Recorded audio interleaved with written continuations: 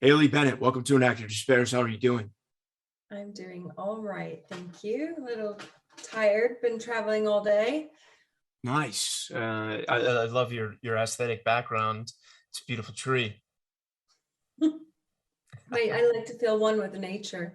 Yeah, it does. It gives that aura very well. But I love your work. I discovered you in that film Swallow, and it's such a titanic performance and a beautiful film. And films like that, are really rare these days with the you know IP saturation and franchise and reboots, and you were incredible in that film, and it's so deep and exceptional. It's some of the finest work I've ever seen, and so I'm really excited to get to talk to you today. Thank you for your service. Thank you, thank you. Swallow, um, as an actor, was a really, really important journey, an experience for me, and I love that film. It's incredible. I've had so many people reach out in appreciation for that to that film, and that film um, premiered right at the very, very beginning of the pandemic. Yeah, at Tribeca, right? Yeah, it opened up Tribeca, and then a couple weeks later, it was meant to go to theaters, and that didn't happen, and it was really disappointing because, but amazingly, it still found an audience, and across the world, I've received messages of gratitude for making that film and how important it was for women in Um, Poland, just everywhere across nations. So it's amazing the effect of cinema. yeah, it's immortal. It's the one of the most powerful mediums in the world, and I'm really excited to talk to you about all of it. But before we dig into the work, where did you grow up? Uh, I grew up in Ohio, um, and near Akron. I don't know if you're Yeah, familiar Black with Keys, man, of course. that. I grew up near Akron. I traveled a lot. I had a very nomadic childhood. I grew up mostly with my father. Um, and yeah, I've got a really, really big family. Most of my family hasn't left Ohio. Um, Nice. I'm one of the only people in my family that ventured out. I love that. And were you military child or just kind of like My dad was in the Navy, but he retired from the Navy when I was really young. So, awesome? And I'm curious, how did your discovery and ultimate entry into the arts begin? um, well, I started singing in church choir. Nice. Church choir. I was in a traveling girls choir when I was in primary school. Um, but I've always had an affinity for film. Wizard of Oz was one of my favorite films, and it just was a portal to another world, a more colorful world than my own, I suppose. And yeah, I think The Wizard of Oz was probably one of the most significant films for me, just about kind of home and escape and um, finding a place where you belong. Yeah. Was there, with Akron and, middle America, it can be tough. I grew up in Virginia. I didn't love it. Did you feel a yearning for, yeah, a better city or something more interesting, like that it was lacking something fundamentally that you really craved? Yeah, I mean, it's funny now in hindsight, I didn't really have any concept of the world outside of my own world. Um, I didn't understand the difference between rich, poor, and middle class, which I think is a good thing. That there was an innocence about that, but certainly, I felt a longing to express myself um, and would seek out any form of expression that I possibly could. And for me, that was probably music. Mm, that's beautiful. And when you entered the church choir, did you know you had a voice, or do you feel like that is where you found your voice? I really admired the voices of the other singers. And so I would study them. I I didn't really have an understanding of, okay, that's good or that's bad. I guess, you get validation early on, and you know, when you're validated, then you want to keep doing what it is that you're being praised for. Yeah. And so I suspect, I was like, oh, okay, well, I'm told that I have a voice. So, I want to keep doing that. Yeah, of course.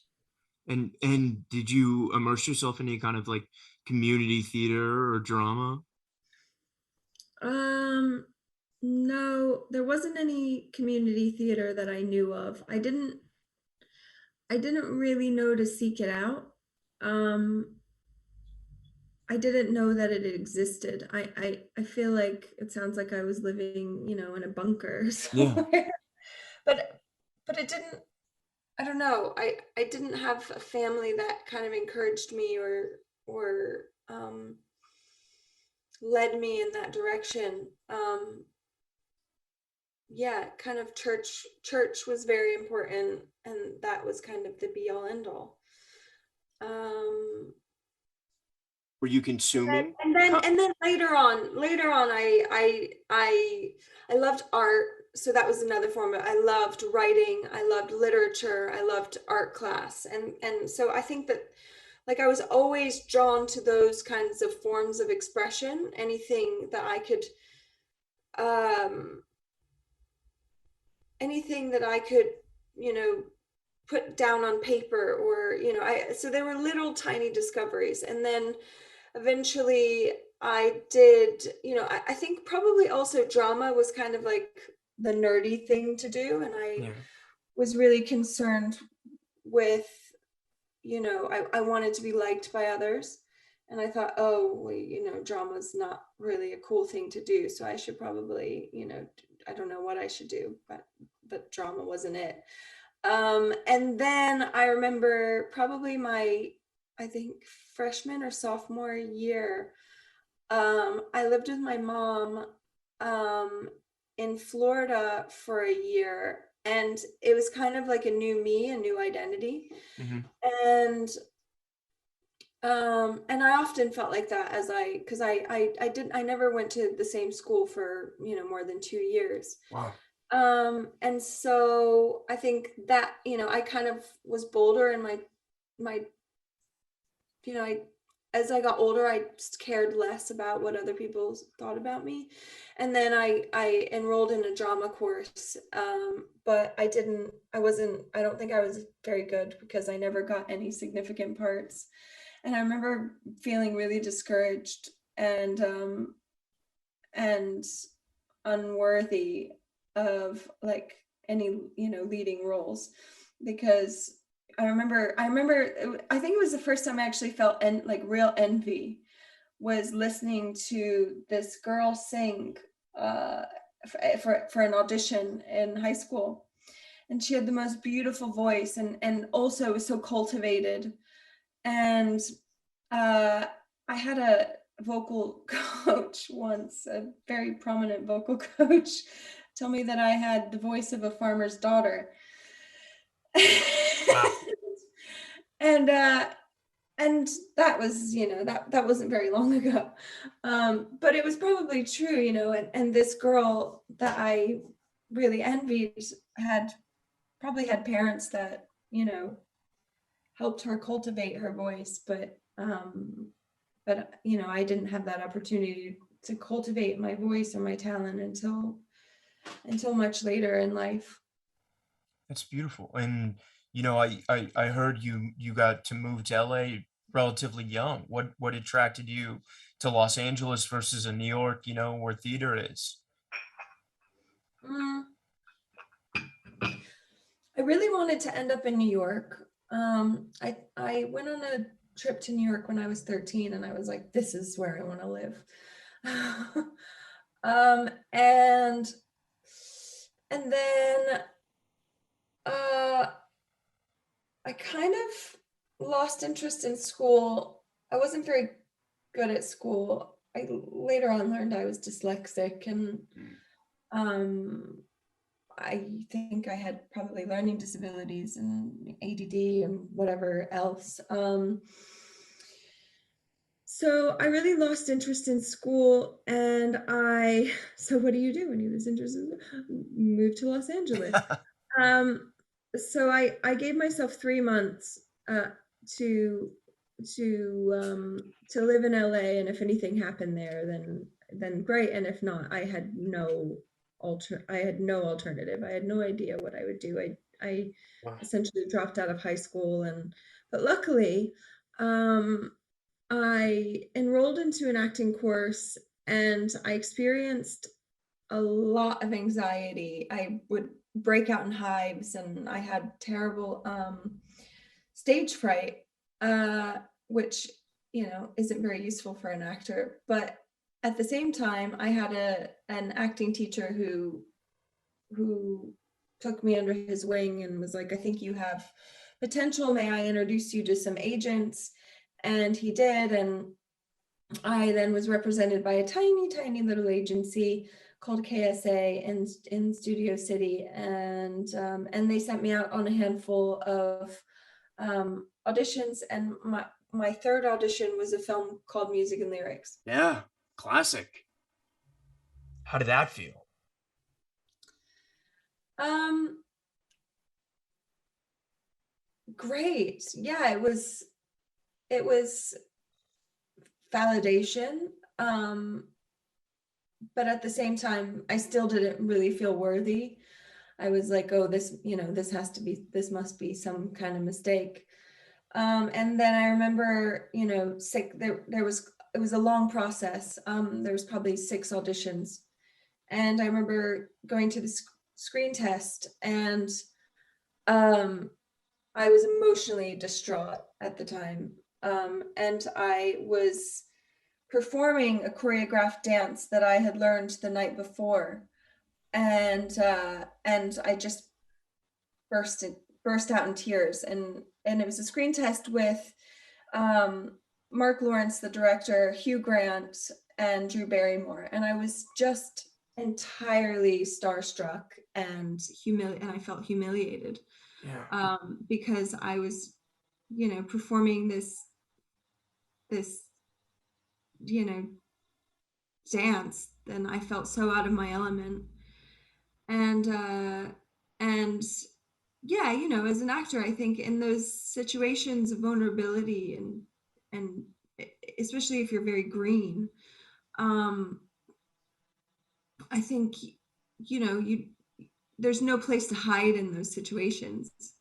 And I think I just wanted to, like, hide, and I said, I'm so sorry for wasting your time. I should go, and please, I apologize, like, don't cast me.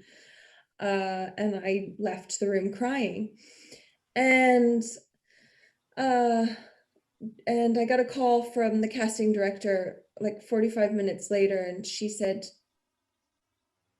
would you come back and just work with Danny Carity, who is the choreographer? And I said, "Are you sure? I don't know if I have it in me." And she said, "Yes, of course. No pressure. Just go and try, and learn and see where that. Let's see where that goes." And then Mark Lawrence will come, and um, he'll he'll come in 3 hours once you, and just no pressure, whatever. And so I did. And then I ended up having a lot of fun. I enjoyed that. I enjoyed the performance aspect. I enjoyed learning. And I felt I was able to um, get rid of those nerves a little bit. I think that's a good lesson, just doing and rehearsing and learning and you know, substituting that substituting that for fear. Um, yeah. That's beautiful. And do you feel like music and lyrics was simultaneously both your film and drama school in a lot of ways?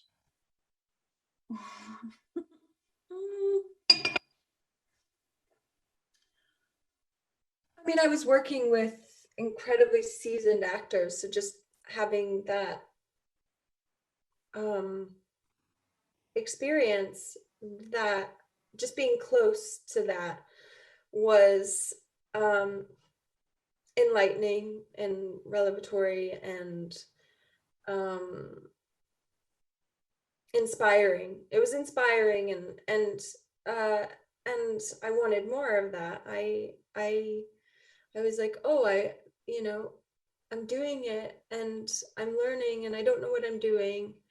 Um, but this gives me hope. Maybe I can make some more films. Maybe I can do this again. Yeah. And did you flex up to a bigger agency? And so you could start getting, I mean, that's such an incredible project to get as your first one. I mean, that must have really opened the floodgates for you. Um, I continued to work with the agency that I was working with. I did, and someone told me I needed a manager, so I met some managers. Jason Weinberg was um, one of those handful of managers that I'd met, and I signed with him for a little while.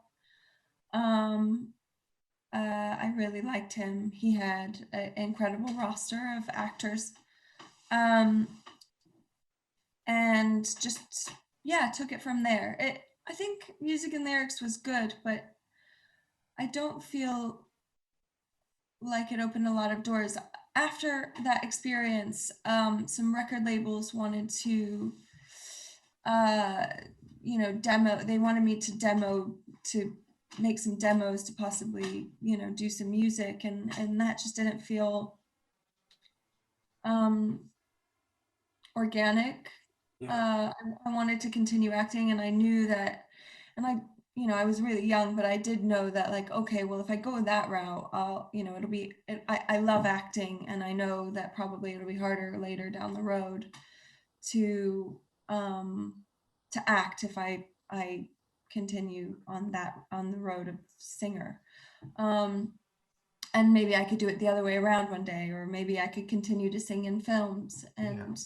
and that would be enough, because it wasn't like I was a songstress. I wasn't. If I ever made music, I'd want to write it myself. I'd want it to come from an authentic place, rather than singing someone else's music. That that was really uninteresting to me. I love that. I respect that. And as you had the success, how did you buoy yourself? Because Los Angeles, there's no shortage of traps out there to fall. What was your anchor? Um, trying to think of. Um, well, I was really stupid. I was Okay. really, really stupid, and I have never taken an easy route. I remember because I'd never made money before. So I did something really, really dumb. I spent all of my money that I made on music and lyrics, which was a considerable sum. And I didn't really have the proper guidance to be like, save your money, Uh, um, so what I should have done is, started a savings account and then, just continue to do work that was meaningful to me. But it's been a winding road, it hasn't been a straight path for me. Um, but I really loved that used Mercedes SUV. uh, That's amazing. And did you ever go back to Ohio, or once that happened, you stayed in LA? uh, yeah, I stayed in LA for a while. I did end up living in New York for quite some time, which is how I got involved in Cyrano. Um, Perfect segue. So talk to me about that, because you guys did a play, or a stage version, I should say, first, right? yes, indeed. I was living in New York and I wanted to get involved in theater because it was something I'd never really done. And I met with my agent and I asked him to think of me if anything came up. And actually, the next day he called and he said there was a musical in a workshop phase and asked if I would come for a simple reading. And I went up to Broadway, and the National was there, and Peter and Erica were there. And it felt like a rehearsal environment, and it was so enjoyable and safe and creative. And it was a chance to really be bold without having these lofty consequences. And I fell in love with everyone and the material. And that lasted a week, and I loved it. And Erica called me a couple months later and asked if I would get involved in the Goodspeed theater production, and I said I would love to. But I was shocked at this point. I was like, I've won the Yeah. lottery. I'm gonna be on the stage. I'm gonna be, I'm a stage actress. I'm a stage actress now. Was this so? This was your first stage appearance? Yeah. Yeah. Besides, like, a little chatty lady in the background in a high school musical. Touche. That's amazing. And what was the development or rehearsal, or, I guess workshop phase of this like? Um, so there was two different, I guess there were several phases. Um, there was the workshop where it was just simple reading with other New York theater actors. Um, and I really got into it. I really, really like. I wasn't just there. I put my soul into it. And I felt like that was kind of necessary, and really the Nationals music kind of informed a lot of that. I really enjoyed utilizing my voice. This was many, many years ago. It was a long time ago now. This was probably, I was 27. This was probably 5 years ago. Wow. Um, so it's been a long journey. And then we did the stage production. By the time I had finished the stage production, I was 8 months pregnant. And I didn't tell anyone. So people in the audience may have just thought I had. that's, that's badass. I love And that. then when I was going off Broadway, I just had a baby, and I'd gotten a role in Ron Howard's Hillbilly Elegy. Yeah. And I wanted to focus on that opportunity instead of being away from my baby every night. But there was still a part of me that felt like I wasn't done with Roxanne. Yeah. And then Joe had seen our production in Connecticut, and he was immediately interested in adapting it for the screen.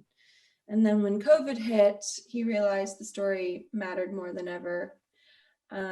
We don't need a pandemic to feel isolated. A lot of Yeah. people feel like they don't deserve love, and they found a way to do this production in a very safe bubble in Sicily. And I got to play the role again and explore it for the screen. Yeah, so you kind of boomeranged it in a way. And I'm curious, like, as the pandemic broke out and there was a question, I'm an actor, there's a question mark for all us creators and creatives, if we were ever going, when we were ever going to get to do this again. So how did it feel when you got the news that not only were you going to be doing this again, but you're going to be doing it in the middle of a very dark time on this planet? Um, it was such a, you're right. It was such a, it was such a dark period, I think, for all of us, and we were just craving human connection. Yeah. And then to have this opportunity to make a film, not just a film, but a musical, and that being such a the songs are such a beating heart of the film. um and and we all needed the escape. We need art to Yeah. escape more than ever. Art has always been and always will be a way to connect. And so we were all just incredibly grateful for that opportunity. Little baby. Oh, I love it. I got um two Shiba Inus outside the door. Early, she's in here. Sorry. Go on. I love you. Go on. I haven't seen her in months. She was tiny the last time I saw her. Oh, Um, but it was something that we, sometimes working on a film or, on a stage production, you take it for granted. But there was no taking this for granted. And it was incredible just, knowing that, we were able to satiate that kind of need to create. yeah. Also, just putting people back to work was getting people back to work felt like a huge responsibility. So did you start filming this summer 2020? No, we Erica sent Joe the the the last draft. They'd been working on the screenplay for a couple of years. Mhm. And she sent that to him in June. And Eric Fellner said, "There's no way this is going to happen right now. You have a 5% chance of getting this made." And Joe, being the madman that he is, said, "Okay, that's great. That's good enough for me. 5%." And then 5 became 20, and 20 became 50, and 50 became 80, and every day we were, you know, biting our Well, nails off. yeah. And I'm curious. Now, and even now, here we are, a year a year later, and all of our press is being canceled, and Yeah. I don't know. We made this film to connect with each other. We made this film to connect with audiences, and so that audiences would connect with each other, and here we are, and everything feels so Disconnected. disconnected. And so, I just want people to make these, find significance in making these connections, because it's really important. We can't hide. And given that you already had, obviously the rapport with Erica and Peter and Joe as well, I'm very curious, having done this, on stage, it's a different medium. So when you guys came to do the film, and as you got these new drafts of the screenplay, was it, you know, was there a conversation about how can we translate this to film? Like, what do we need to change? Like, what songs are working, what isn't, what moments need to elongate? Or, was it kind of just a very natural, you know, moving of one medium to another? Um, I think some things were natural, and then other parts needed more consideration. Um, the music was probably um, the cinematic language and how it related with the music was incredibly important to Joe, and just making sure that the music would always move the narrative forward, and that the music didn't that the music, it wasn't so, it wasn't so laconic.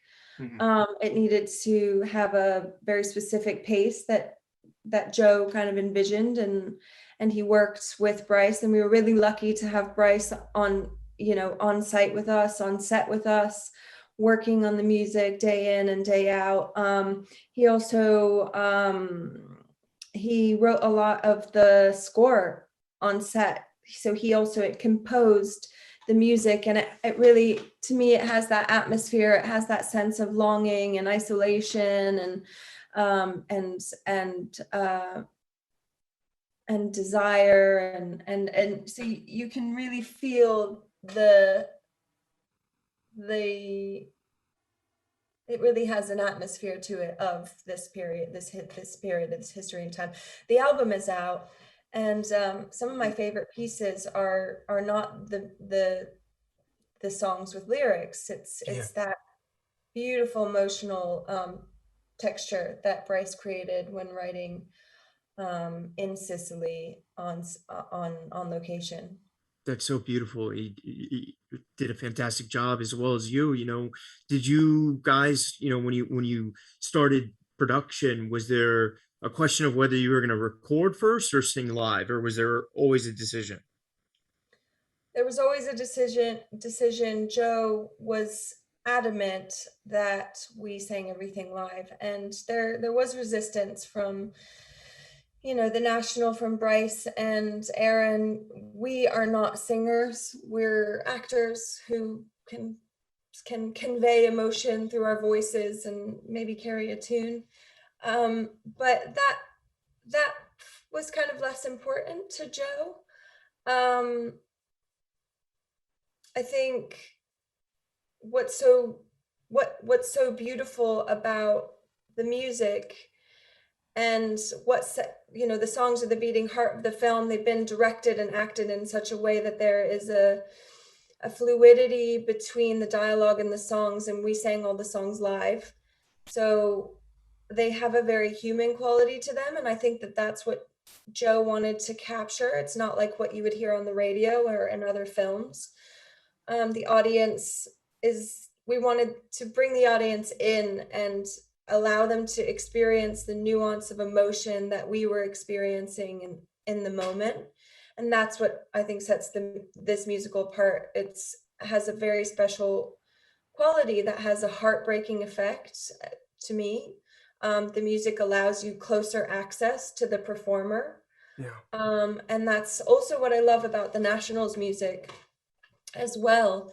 And they beautifully translated that to this film. As a viewer, you feel like you're beside the performer rather than behind, Yeah.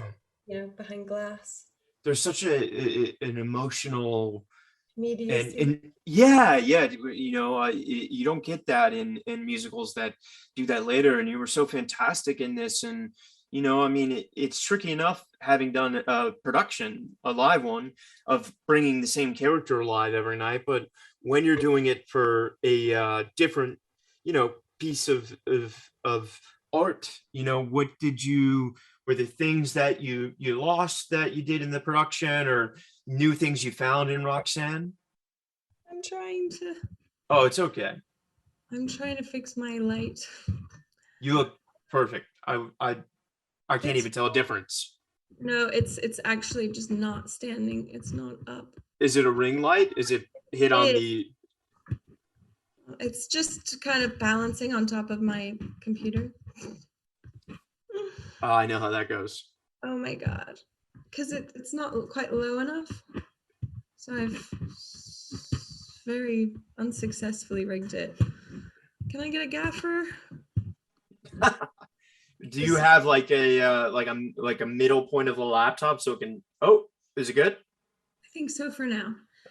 Um, So I'll cue you back in. So when you did, the performance, it's hard enough bringing a character alive and the truth to her every night for 8 shows a week, and then when you're translating it to another medium, you have to find, I don't want to say something new necessarily, but oh, something fresh. And so what was your process like for that? well, it was an incredible opportunity. I've never had an opportunity to grow with a character like this, and not like in television but actually with the same kind of material and narrative.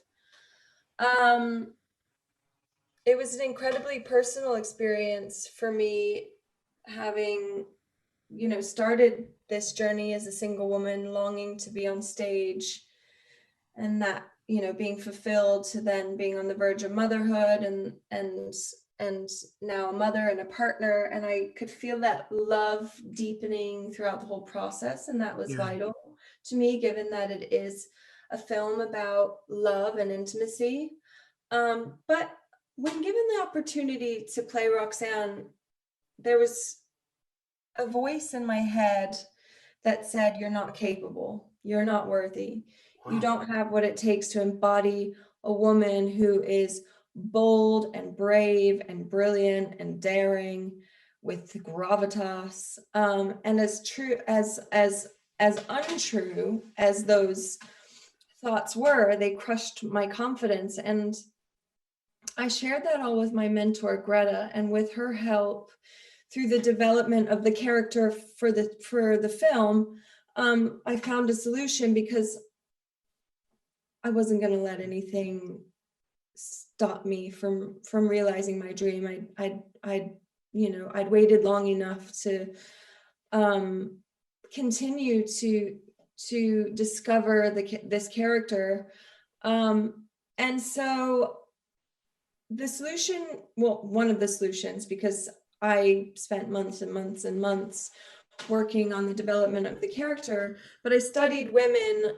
both women from history and modern women who inspired me, powerful women who refused to stand in the shadows, uh, women in all different types of circumstances of oppression. And I called this aspect of my character Red Lips. Wow. And I went through the script and I marked the pages where I felt like Roxanne was wearing those red lips.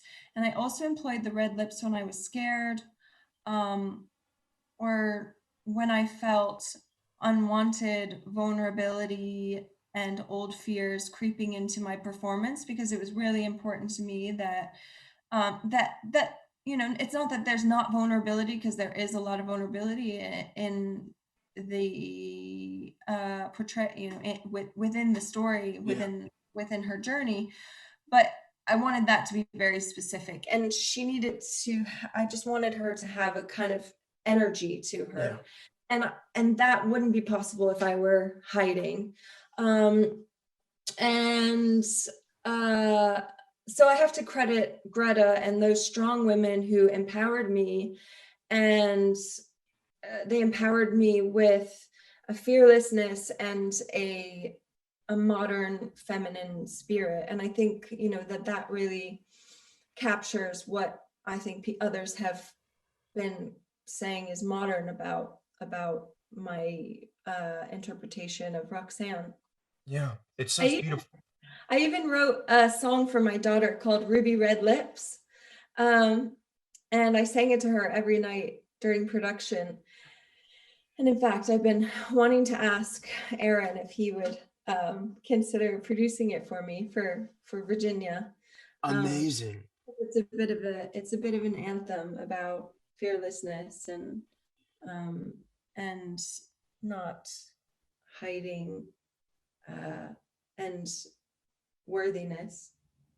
That's so beautiful. Well, that seems to be a reoccurring theme in your work and the way you approach it. And you're outstanding. And congratulations on the film. It's so beautiful, and I'm so glad you got a chance to do it. And now it's lived in immortality, and the world's going to discover it and celebrate it because you Hope brought so. such truth to it. And I'm getting the heads up on we don't have much time left. So final two questions for you.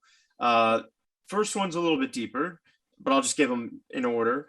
First is, if you were to go back and in time, and if you could tell yourself something, or to any of the young actors or aspiring artists listening, what advice would you have them? And then the second one's just what's next for you? Advice.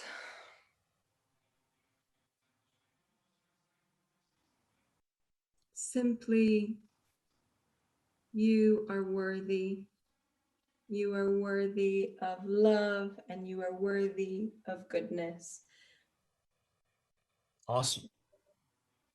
Easy. Love it. And what's next for you? Uh, whew, I I just wrapped on a film called Till, which was an incredible experience for me, creatively and personally. I learned so much. It's about the death, the tragic and horrible lynching of Emmett Till in Yeah. and Borderlands completed it. Congrats, Eli Roth, the best. Yeah. Yeah, it was really wonderful to work with Eli, an incredible cast. And I also filmed a tiny little independent full feature. We shot it in 6 days. It's all improv led film called Wow. She Is Love, and I'm also developing a project with Molly Asher and Joe. She was our producer on Swallow. She also produced Nomadland last year. Okay. So we're developing a project called Brood. And it's a first time novelist called Jackie Polson. It's a really beautiful story. And I'm really looking forward to and excited about that. And developing a couple of other projects that I can't talk about, but that I'm also really excited about. I'm excited to continue producing and using my voice to create projects that speak to me. I love that. Well, Haley Bennett, I appreciate all that you do.